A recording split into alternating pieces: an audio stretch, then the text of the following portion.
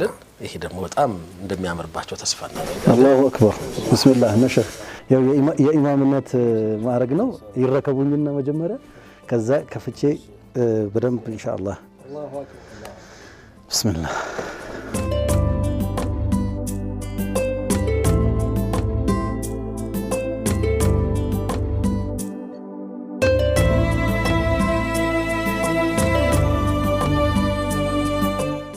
منابر من نور الزالي دمو الله يا نور لبس البسو امين يا الله ما شاء الله ما شاء الله الله وجنة يا امين امين مرحبا እንግዲህ ይሄንን ባሰገዱበት ኢማም ሆኖ በቀረቡበት ቦታ ሁሉ ዱዓ እንዲያደርጉላቸው እንዲያደርጉልን በጋራ ለሁላችን ይሄንን ደግሞ ለተወዳጁ ኡስታዛችን ኡስታዝ በደር ኡስታዝም እኮ ኢማምነት ኦፍ ኮርስ ሰፈራችን መስጂድ